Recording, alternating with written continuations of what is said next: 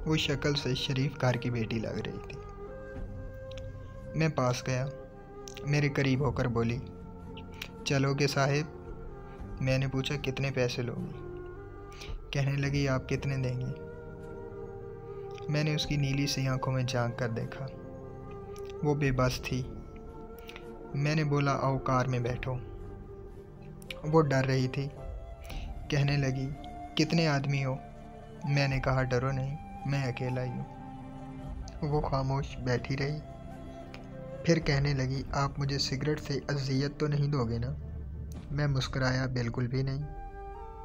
फिर उसने एक लंबी सांस भरी। आप मेरे साथ कोई जुल्म तो नहीं करेंगे ना?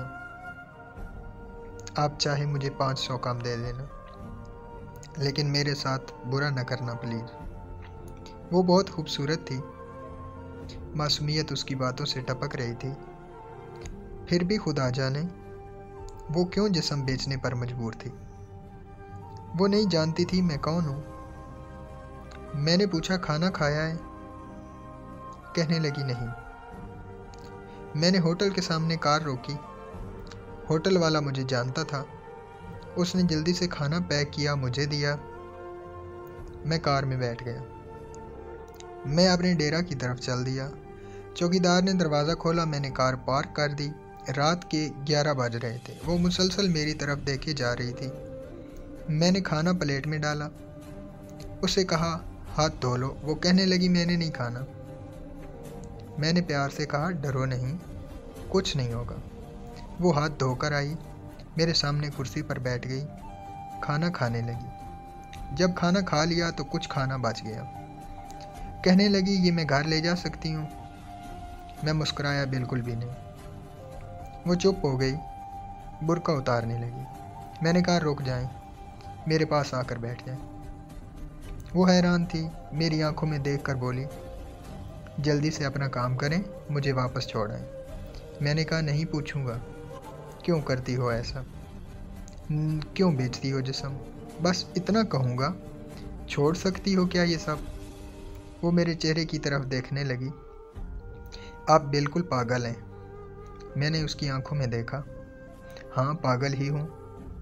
सब पागल ही समझते हैं मुझे। वो कहने लगी, अगर कुछ करना नहीं है तो मुझे वापस छोड़ कर आओ। मैंने उसके सर पर हाथ रखा, फिर इससे 10,000 निकाले, इसके हाथ पर रखे। वो हैरान थी। कहने लगी, मैंने नहीं लेने, आप क्यों दे रहे हैं ये पैसे मुझे? मैंने इसके चेहरे पर एक थकन महसूस की थी। वो अपने आंसू रोके बैठी थी, बार बार कह रही थी, मुझे बस वापस छोड़ कर आओ, मुझे डर लग रहा है। मैंने इसे यकीन दिलाया, डरने की कोई बात नहीं है। अच्छा बताओ ना, बहुत दर्द दिया ज़िंदगी ने। ये सुनना था। उसकी आंखें नम हो गई थी, जैसे कोई क़यामत गिर गई हो इस पे। मैं समझ चुका था, कोई बहुत बड़ा दर्द लिए घूम रही है। दरवाज़ा खोला, कांपती आवाज़ में बोली, मुझे छोड़ कर आओ वापस। मैंने इसे बैठने का कहा। बताया, मेरा नाम मुस्तफ़ा है, डरो नहीं, खुद को महफूज समझो। अब जब यकीन हो गया परेशानी वाली कोई बात नहीं तो बताने लगी, शौहर मर गया, 3 बेटियां हैं, ससुराल वालों ने निकाल दिया, माँ बाप फौत हो चुके हैं, भाई कोई है नहीं। मामू के घर आई, मामू के बेटे ने मेरे साथ ज़्यादती की। मैंने जब मामी को बताया तो सब ने मुझे गलत कहा, मुझे धक्के देकर घर से निकाल दिया। दूर के रिश्तेदार ने एक बूढ़े से मेरी शादी करवाई। इसके भी बच्चे थे। इसके बच्चों ने मुझे बहुत जलील किया। फिर वो शौहर भी फौत हो गया। बेटों को लिए दर बदर भटकने लगी। न छत थी, न रोटी थी, भूख अफलास थी। सड़क पर खड़ी थी। एक साहिब आए, कहने लगे, 1 घंटे के 5,000 दूंगा। ना चाहते हुए माँ की ममता, हालात की सताई हुई, क्या करती, आखिर चल दी। अब हर रोज़ जिस्म बेचती हूँ, किराए का घर लिया है, बेटियों को अकेला छोड़कर आती हूँ। क्या करूँ? बहुत बार सोचा खुदकुशी कर लूँ, लेकिन बेटियों को देखकर हिम्मत नहीं होती। वो रो रही थी। मैं ज़माने की बेहिसी महसूस कर रहा था।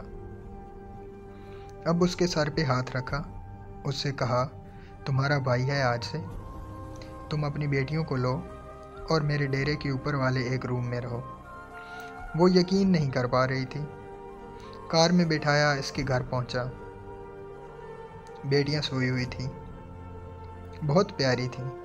गोद में उठाया, दिल को सुकून मिल गया। वो मुसलसल रोई जा रही थी। मुझे कहने लगी, आप फरिश्ते हैं? आप कौन हैं? मैं उसे अपने ऑफिस ले आया। वो दुआएं देने लगी, झोली उठाकर। न जाने कितनी दुआएं देती रही। मैंने इसे कहा, जाकर सो जाएं। अपना डेरे में गया। मेरे सामने से वो चेहरा गुजरा जो एक लड़की अपने शौहर से झगड़ा कर रही थी। उसे कह रही थी, मुझे तलाक दो, तुमको मेरी कदर ही नहीं है। वो अपना घर जला रही थी। अपनी बेवकूफ़ी की वजह से वो बेचारी क्या जाने ज़माने की तलखियाँ क्या होती हैं, ज़माने का डसना क्या होता है।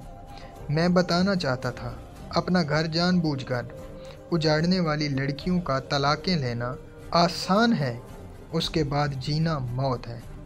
कभी सास का रोना, कभी नंद का स्यापा, कभी जिठियानी से लड़ाई, ये हर घर की बात है। इसका हरगिज़ मतलब तलाक लेना या घर उजाड़ना नहीं है। कम उम्री में ही मेरे सर के बाल सफ़ेद हो गए हैं, हज़ारों आँखों के आंसू देखकर। अपने घरों को आबाद रखो। औरत खुदा की कसम मेरे मुआशरे की जंजीरों में जकड़ी हुई एक कैदी है।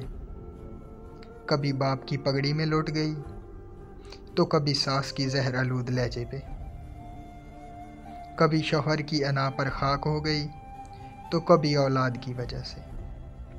मर्द अगर समझ जाए मेरी इस तहरीर को, तो शायद मेरा मुआशरा बदल जाए।